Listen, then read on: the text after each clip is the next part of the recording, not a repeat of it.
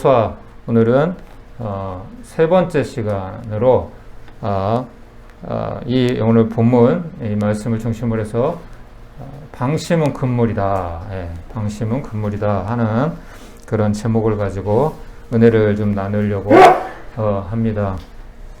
제목이 뭐라고요? 방심은 금물이다. 여러분 방심하면 됩니까 안 됩니까? 코로나 우리 지금 상황인데 여러분 코로나 이거 방심하다가 많은 사람들이 또 전염되기도 하고 막 그런 일도 있잖아요. 그렇죠? 인도 얘기 듣고 있죠, 여러분. 인도. 뭐 하루에도 막 4,000명, 뭐 몇천 명이 죽어나가고 몇십만 명이 또 확진이 되고 이런 것들이 다 방심을 하기 때문에 그런 거거든요. 뭘 이스라엘이나 미국이나 뭐 지금 안전하다고 마스크도 벗고 다니고 뭐 이렇게 하는데 또 모르는 거예요. 그렇죠. 우리나라도 정말 끝날 때까지는 끝난 게 아니잖아요. 그렇죠. 조심을 좀 해야 될 것 같아요. 오늘 이제 이 본문 말씀은 이제 여호수아가 이제 가나안 땅에 이제 민족들과 이제 전쟁을 하는 그런 상황에서 그렇죠. 첫 번째 성인 이제 여리고 성과 이제 전투를 하게 되는데요. 그때 정탐꾼을 2명 보냈잖아요. 거기서 누구를 만나죠?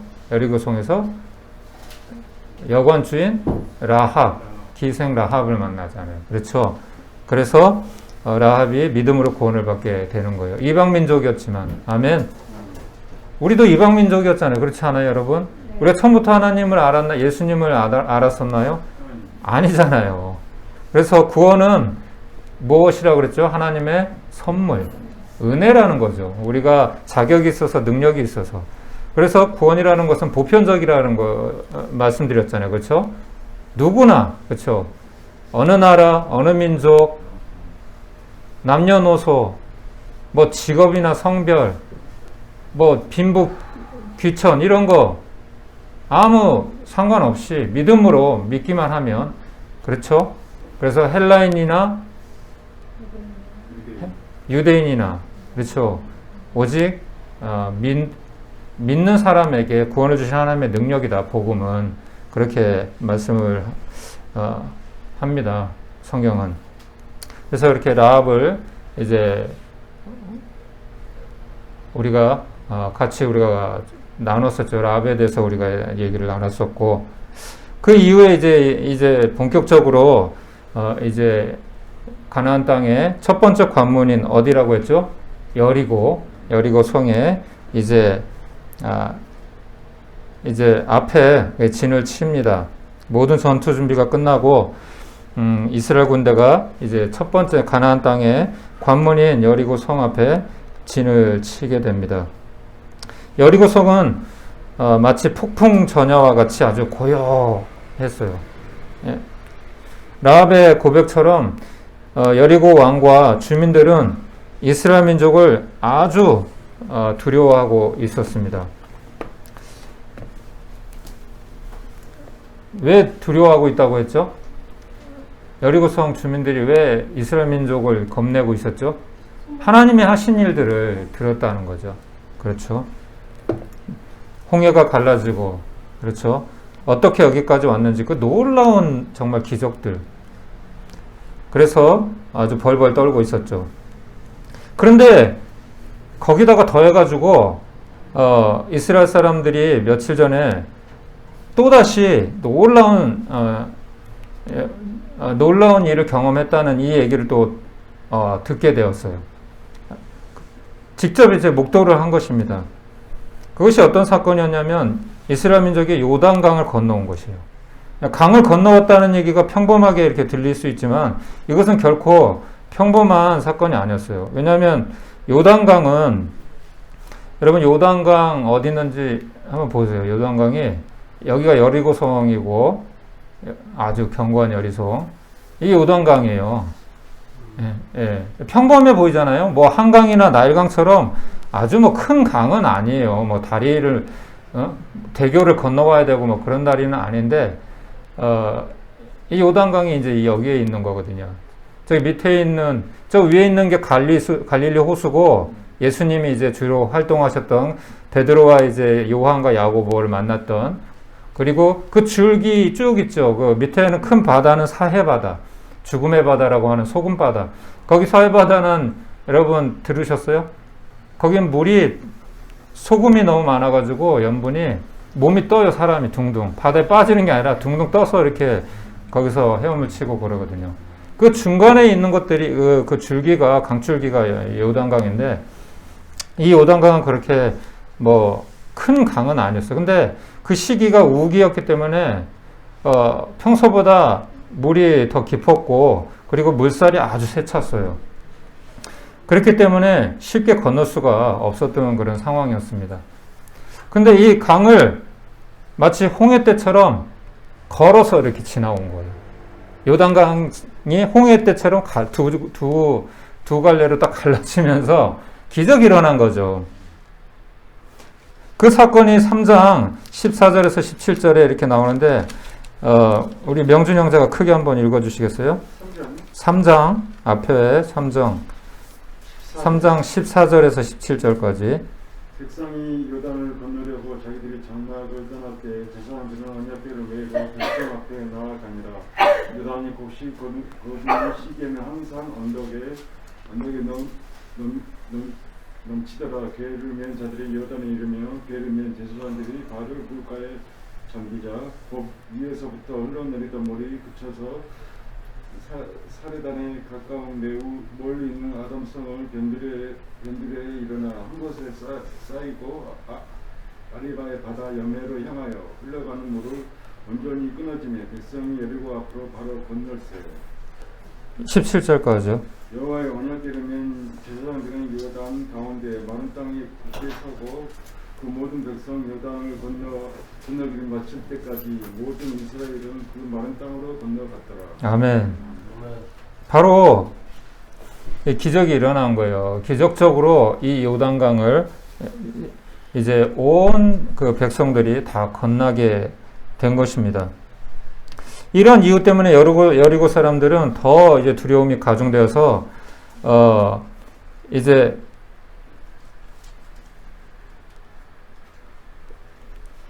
이스라엘 민족들을 이제 아주 두려워하는 그런 상황이 펼쳐진 것이었습니다. 한번 우리 6장 1절 말씀 한번 볼까요? 6장 1절 말씀. 6장 1절 말씀 우리 다 같이 우리 읽어보겠습니다. 6장 1절 시작. 이스라엘 사람 들어가며 아마 여리고를 무겁게 다쳤고 출입하는 자가 없더라. 아멘. 지금 이런 상황이었어요. 지금 이 소문을 듣고 이 이스라엘 백성들이 이제 이 강대한 민족이 하나님의 군대가 이제 쳐들어온다고 하니까 아주 벌벌 떨고 그 앞에 개미 새끼 한 마리도 이제 지나가자. 아주 적막한 그런 이제 상황이 된 거죠. 그래서 이 여리고성은 아주 쥐죽은 듯이 조용한 그런 상황, 폭풍 전야처럼. 그리고 이제 하나님의 지시가 딱 떨어졌습니다. 하지만 하나님께서는 첫 전투부터 전혀 이해할 수 없는 말씀을 하시는 거예요. 우리 6장 2절에서 5절 말씀 한번 볼까요? 6장 2절에서 5절 제가 읽어드릴게요. 여호와께서 여호수아에게 이르시되 보라 내가 여리고와 그 왕과 용사들을 내 손에 넘겨주었으니 너희 모든 군사는 그 성을 둘러 성 주위를 매일 한 번씩 돌되 엿새 동안을 그리하라. 제사장 7은 7 양각 나팔을 잡고 언약궤 앞에서 나아갈 것이요 7째 날에는 그 성을 7번 돌며 그 제사장들은 나팔을 불 것이며 제사장들이 양각 나팔을 길게 불어 그 나팔 소리가 너에게 들릴 때에는 백성은 다 큰 소리로 외쳐 부를 것이라. 그리하면 그 성벽이 무너져 내리리니 백성은 각기 앞으로 올라갈지니라 하심에 눈의 아들 여호수아가 제사장들을 불러 그들에게 이르되 너희는 언약궤를 메고 제사장 7은 양각 나팔 7을 잡고 여호와의 궤 앞에서 나아가라 하고. 아멘. 여러분, 전쟁을 하는데, 이 말씀이 여러분 다 이해가 갔는지 모르겠는데, 전쟁을 하는데 가서 싸우는 게 아니라 화살을 쏘고 가서 전진해 나가서 성벽을 부수고 성벽을 타고 올라가고, 보통 우리 그 드라마나 이렇게 사극이나 이렇게 보면 그런 장면이 떠오르잖아요. 근데 전쟁을 하는데 성 주위를 이렇게 빙빙 돌기만 하라는 거예요. 그것도 군대가 앞서서 가는 게 아니라 제사장이 맨 앞서 가라고 하는 거예요. 전쟁을 하는데 저같이 힘없는 목사가 앞에 나가라는 거예요. 예? 그런 UDT, 그런 훈련병, 아주 특수 훈련을 받은 그런 군대가 나가는 게 아니라 저 같은 힘없는 목사가 앞에 먼저 나가라는, 제사장은 목사 같은 그런 직분이니까. 상식적으로 전쟁 시에 성 가까이 가면 어때요? 위험하죠. 그렇죠? 화살이 날라오고 돌이 날라오고 죽어요. 예? 그렇게 하루에 한 번씩 돌고 7번째 날에는 7번을 돌라고 하십니다. 이 말씀이 상식적으로 이해가 갈 수가 없는 말씀인 거죠. 하지만 여호수아와 이스라엘 민족은 말씀에 순종합니다. 그리고 결과는 말씀대로 여리고 성이 무너지고 성을 점령하게 됩니다. 이런 일이 일어나요. 이제 혹은 뭐 지진이 일어났다. 그 소리를 지를 때, 외쳐라 할 때, 이 성을 여호와께서 너에게 주셨느니라 외쳐라 할 때 우와 하고 함성을 외치니까 성이 우르르 무너졌는데 손 하나 까다가 안 했어요. 누가 와서 공성태를 가지고 친 것도 아니에요. 부순 것도 아니에요. 근데 갑자기 우르르 무너졌다는 거예요. 그것이 이제 뭐 지진의 현상으로 인해서 그런 일이 일어났다. 어쨌든 간에 하나님의 놀라운 역사인 거죠. 그렇죠? 그 대자연을 이용해서, 마치 쓰나미가 몰려오면 어때요? 모든 것이 초토화가 돼버리는 것처럼. 그렇죠? 그냥 우르르 그 강한 웅대한 그 철옹성 같은 그 성벽이 우르르 무너진 거죠. 이스라엘 민족은 손 하나 까딱 하지 않고 대승을 이제 거둔 게 되는 거예요. 여기에는 몇 가지 이제 교훈이 있는데, 바로 우리 인생에 승리하는 비결이 이 안에 다 들어있어요. 먼저 제사장이 앞서 나갔다는 것은 이 싸움이 하나님께 속해 있는 것을 보여주는 거예요. 요단강이 갈라질 때에도 누가 먼저 들어갔다 그랬죠? 제사장이 먼저 언약궤를, 읽었잖아요. 우리 방금 성경, 그쵸? 제사장이 먼저 언약궤를 메고 앞서 갔다는 거죠. 이 그림처럼. 그때 제사장들이 요단강 물을 밟으니까 물이 두 갈래로 갈라졌잖아요. 그쵸?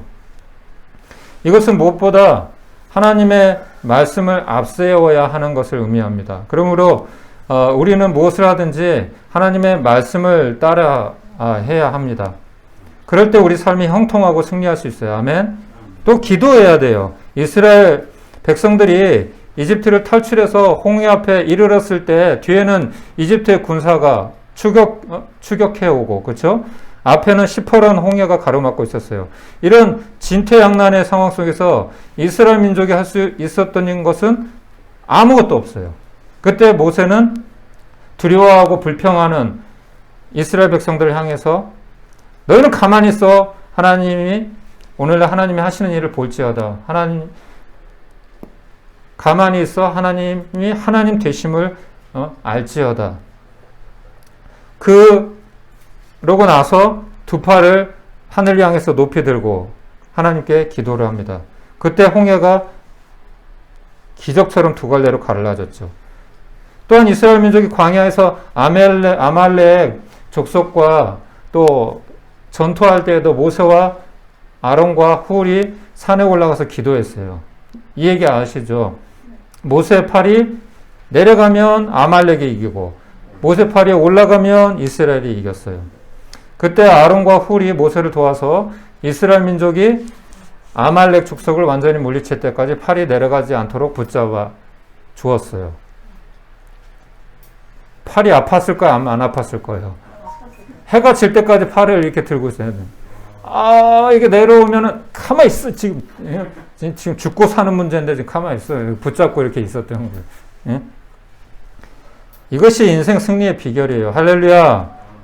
우리도 기도할 때 그냥 적당히 하고 마는 게 아니라 응답될 때까지 해야 돼요. 아멘. 예? 이것이 승리의 비결이에요. 하나님의 말씀을 붙들고 기도해야 한다는 것이죠. 6.25 전쟁이 일어났을 때 저번에 말씀드렸지만 북한군이 순식간에 낙동강 전선까지 몰고 들어왔어요. 그렇죠. 이제 뭐 도관에 든 쥐예요. 그렇죠. 부산 이 부분, 대구, 낙동강 전선 조금만 남아있던 거예요. 그때 이승만 대통령과 국민들은 한 마음으로 기도했어요. 그때 어떤 일이 일어났습니까?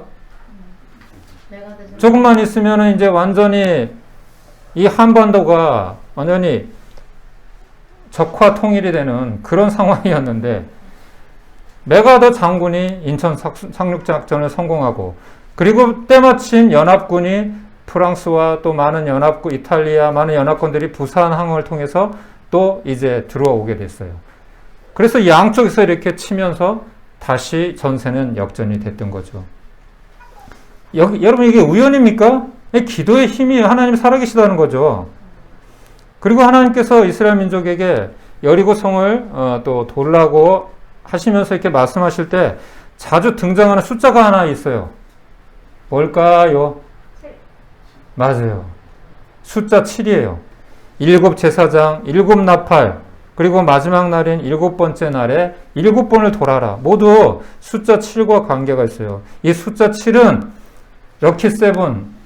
사실 왜 럭키 세븐이 됐냐면 이것이 하나님의 수이기 때문에 그래요. 완전수라고 합니다. 완전수. 그리고 6은 마귀의 숫자예요. 그렇기 때문에 마귀는 불완전한 존재예요. 그래서 마귀는 하나님을 흉내는 낼 수 있어도 하나님처럼 될 수는 없는 거예요. 666이라고 들어보셨어요? 짐승의 표인데 그것 또한 그런 의미를 담고 있는 거예요. 하나님께서는 6일 동안 천지를 창조하시고 제7일에 쉬셨어요. 그래서 그날에 하나님께서 안식하셨다고 해서 그날을 안식일, 오늘날로 이제 주일이라고 말하죠. 그렇게 지키는 것입니다. 그래서 이 7이라는 숫자는 완전수이고 하나님의 숫자이고 또한 승리의 숫자예요. 그래서 이 싸움은 처음부터 끝까지 누구에게 속해 있는 것이라고요? 하나님께 속해 있는 것이라는 거죠. 그리고 결과적으로 완전한 승리를 거둔 것이죠. 할렐루야.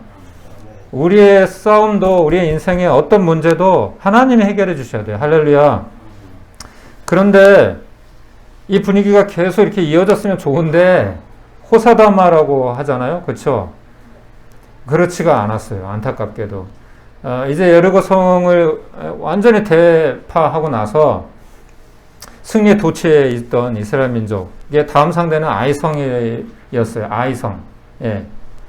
그 성은 여리고 성에 비해서 아주 작은 성이었어요. 그 주민들도 뭐 얼마 안 되고. 그런데 여기에서 이제 결과적으로 패배를 합니다. 여리고 성, 그 큰 성도 대파를 했는데 가나안 민족 중에서 가장 강한 여리고 성을 대파를 했는데 이 아이성에서 조그마한 그 성, 거기에서 이제 아주 참패를 하게 돼요. 7장 우리 한번 볼까요? 7장 2절에서 5절. 우리 홍승지 성도님이 한번 읽어주세요. 7장 2절에서 5절. 여호수아가 여리고에서 사람을 베델 동쪽 벳아웬 곁에 있는 아이로 보내며 그들에게 말하여 이르되 올라가서 그 땅을 정탐하라 하며 그 사람들이 올라가서 아이를 정탐하고 여호수아에게로 돌아와 그에게 이르되 백성을 다 올라가게 하지 말고 2-3천 명만 올라가서 아이를 치게 하소서. 그들은 소수이니 모든 백성은 그리로 보내어 수고롭게 하지 마소서 하므로 백성 중 3,000명쯤 그리로 올라갔다가 아이 사람 앞에서 도망하니 아이 사람이 그들의 36명쯤 쳐 죽이고 성문 앞에서부터 시바림까지 쫓아가 내려가는 비탈길에서 자라서 쳤으므로 백성의 마음이 노아 물같이 된지라. 예, 아멘. 여러분, 이스라엘 민족은 여리고 성과의 전투에서 대승을 거두어서 그런지 약간 우쭐해진 것 같아요. 예. 그래서 그런 것인지 하나님께 묻지도 않고 이번에는 그냥 사람들의 말만 듣고 그 성은 뭐 우리하고 상대가 안 됩니다. 우리 여리고 성도 대파했는데 잽도 안 되니까 그냥 뭐 많이 보낼 필요도 없어요. 그냥 몇 명만 조금의 병력만 보내면 됩니다. 그렇게 했다가 이제 낭패를 보게 된 것이죠. 여리고 전투 때는 아주 신중하고 또 하나님께 기도하고 하나님의 말씀으로 했었는데 아이성과의 전투에서는 자신들의 힘으로 싸우려고 한 것이죠. 그리고 이 아이성에서의 이 전투의 근본적인 패배의 원인은 또 다른 데 있었어요. 더 큰 문제가 있었는데 바로 아간의 범죄 때문이었습니다. 하나님께서는 여리고성과의 전투가 끝나고 전리품에 손대지 말라고 하셨거든요. 근데 아간이 이 말씀을 어겼어요. 6장 18절 19절 6장 18절 19절 제가 읽어드릴게요. 너희는 온전히 바치고 그 바친 것 중에서 어떤 것이든지 취하여 너희가 이스라엘 진영으로 바치는 것이 되게 하여 고통을 당하게 되지 아니하도록 오직 너희는 그 바친 물건에 손대지 말라. 은, 금과 동철 기구들은 다 여호와께 구별될 것이니 그것을 여호와의 곳간에 드릴지니라 하니라. 아멘. 주님께서 이렇게 명령하셨는데 아간이 많은 전리품이 있을 거 아니에요. 대승을 전쟁에서 이겼으니까 많은 전리품이 있을 거 아니에요. 그렇죠? 근데 거기서 갑자기 욕심이 생겼는지 일부를 숨겼어요. 여러분, 우리 인생의 모든 것은 하나님 거예요. 아멘? 우리 생명이 누구 거예요? 우리 생명이 하나님 거면 우리의 건강, 우리의 물질, 우리의 시간, 우리의 재능 모든 것도 하나님 것 아니에요? 그것을 내 마음대로 이거는 뭐 내 거니까 일부는 조금 괜찮아. 뭐 11조로 우리가 하는데 하나님 이 정도는 뭐 봐주시겠지. 그럴 수 있을까요? 그것이 잘못된 생각이라는 거죠. 그래서 결국은 이 별것 아니어 보이는 이 작은 일 때문에 아이성과의 전투에서 패배하게 된 것이었습니다. 그리고 나중에 이 원흉을 제거하고 나서야 이제 아이성과의 전투에서 승리를 거두게 됩니다. 7장 25절 26절 우리 사모님이 한번 읽어주시겠어요?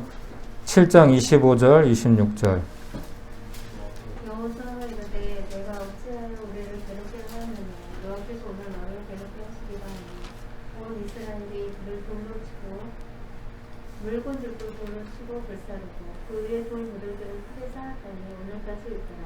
여호와께서 그의 맹렬한 진노를 붙이시니 그러므로 그 이름을 오늘까지 아군 불자이라 하시니라. 아멘. 여러분, 우리가 하나님께 응답을 받으려면요, 우리 안에 아주 작은 것이라도 그거를 제해야 돼요. 할렐루야. 어떤 죄라도 조그만, 여러분, 이 컵 안에, 이 컵이 있으면 이 컵 안에 물이 가득 담겨 있는데, 여러분, 이 안에 불순물이 뭐, 한 방울의 잉크가 떨어졌어요. 그럼 그 안에 물을 먹을 수 있나요? 많이 떨어지지도 않았어. 그냥 조금.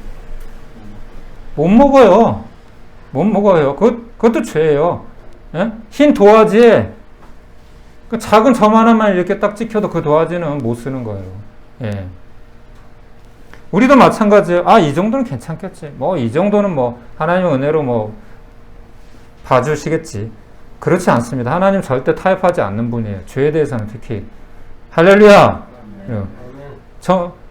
이 세상에는 야당이 있고 여당이 있고 뭐 중립이 있다고 말을 하지만 하나님께는 중립은 없어요. 예. 선이냐 악이냐, 하나님 편이냐 아니면 마귀 편이냐, 우리 안에 두 가지 마음을 품을 수는 없어요. 여러분, 선택을 해야 돼요. 선택을. 너 죽을래 살래 그거예요. 장난이 아니에요. 여러분, 예수 믿는다는 거는. 천국 가는 게 여러분 쉬워 보이세요? 그러면 왜 그 많은 사람이 그 목숨을 잃어가면서 예수를 믿었겠어요?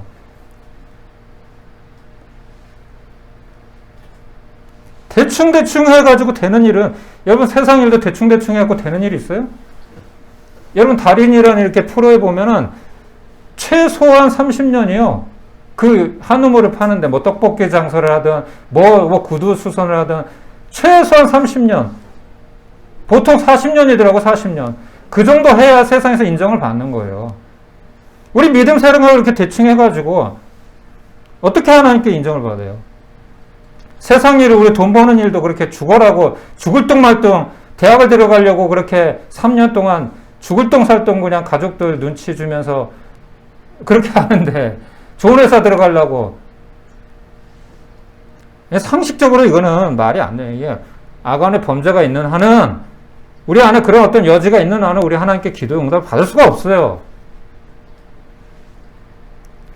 그래서 이 원흉이 제거되고 나서야 이제 하나님은 승리를 주십니다. 할렐루야. 우리 인생의 모든 성공과 실패, 승리와 패배, 이 모든 것은 하나님께 달려 있는 거예요. 하나님께. 우리의 능력으로 되는 게 아니에요. 내 목숨 하나 내 마음대로 할 수 있나요? 절대 그럴 수 없는 것이죠. 이 아이성과의 전투에서 주는 교훈이 뭐냐? 바로 교만과 방심을 조심하라는 거예요. 틈을 주지 마라. 여지를 주지 마라. 에베소서 4장 27절에 이렇게 말씀하세요. 마귀에게 틈을 주지 마라. 따라해보세요. 마귀에게 틈을 주지 마라. 여러분,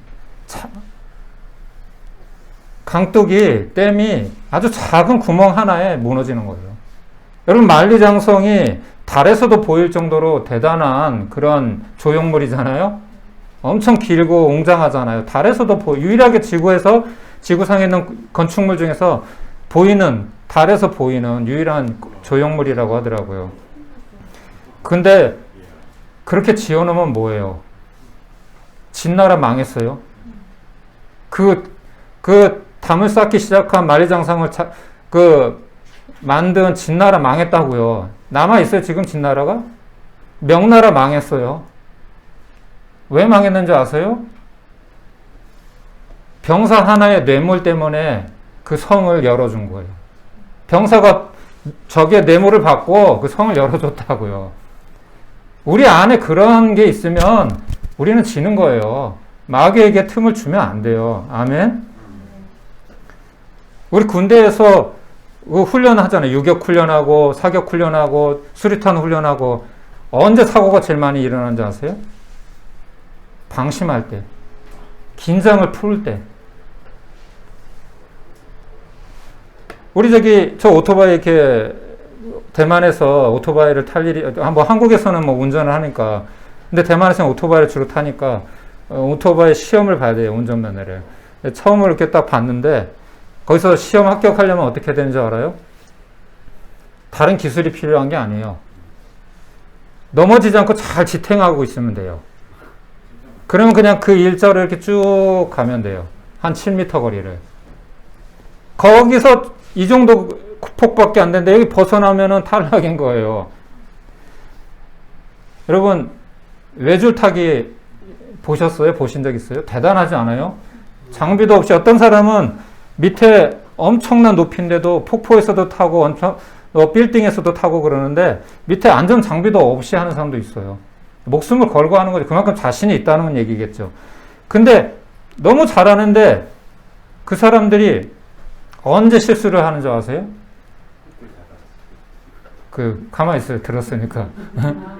다 와가지고, 이제 다 왔네. 한 발 남겨놓고, 그때 많이 사고가 난대. 이제 다 왔구나. 이 방심하는 순간. 우리도 마찬가지예요, 여러분. 그래서 빌립보서 2장 12절에 이런 말씀이 있어요. 우리 같이 한번 읽어볼까요? 빌립보서 시작. 그러므로 나의 사랑하는 자들아, 너희가 나 있을 때뿐만 아니라 더욱 지금 나 없을 때에도 항상 복종하여 두렵고 떨림으로 너희 구원을 이루라. 할렐루야. 우리가 두렵고 떨림으로 이 구원을 이루어야 되는 이유는 뭐냐면 우리 구원이 아직 완성이 되지 않았기 때문인 거예요. 아직 우리는 세상에 살고 있잖아요. 마치 달리기라는 소수가 아직 결승점에 들어오지 않은 거예요. 전쟁이 아직 끝나지 않은 거하고 똑같은 거예요. 이 긴장의 끈을 놓쳐서는 안 되는 거예요. 방심해서 안 되는 거죠. 이 여리고 성의 전투와 또 아이 성과의 전투는 마치 우리 인생의 한 장면을 보는 것 같아요. 그렇지 않아요, 여러분?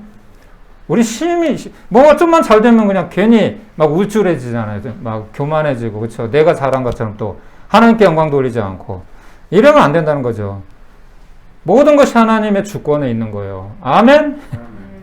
하나님의 은혜라는 거예요, 여러분. 우리가 여기까지 어떻게 뭐 왔던지 어쨌든 여기까지 온 것도 하나님의 은혜라는 거예요, 여러분. 얼마나 우리 뉴스 보면은 막 자살도 하고 뭐 별별 일이 다 일어납니까? 뭐 말도 안 되는 사건들이 일어나요. 하나님의 은혜 주셔서 우리가 여기까지 왔잖아요. 어쨌든 어려움도 있었겠지만. 그래서 절대 우리는 교만하면 안 되고 방심하면 안 돼요, 여러분. 할렐루야. 그래서 이 말씀을 우리가 기억하면서 이 전쟁이 주님께 속한 것처럼 우리의 인생의 모든 것도 주님께 속한 것이에요. 그래서 마귀에게 틈을 주지 말고 어떤 여지도 남겨두지 말고 우리 안에 뭔가 정말 하나님과의 관계가 막혀 있으면 그 문제, 그 작은 것이라고 그냥 쉽게 여기지 말고 끊어버리란 말이에요. 그게 뭐든지. 그럼 하나님이 응답해 주실 수가 있어요. 아멘? 하나님 우리한테 응답해 주시고 우리가 복 주시고 싶어서 미치시는 거예요. 근데 문제는 뭐예요? 하나님은 거룩하시니까 우리가 은혜를 주실 수가 없어요. 여러분, 빛이 다가오면 어둠이 섞이나요? 빛과? 빛이 다가오면 어둠이 사라지는 거예요. 어둠이 오면은 빛이 사라지는 거예요. 하나밖에 남지 않아요. 둘이 같이 공존할 수는 없어요. 아멘? 예. 이 사실을 기억하면서 여러분 같이 우리 하나님 의지하고 우리 승리하는 우리 인생 되길 축원합니다.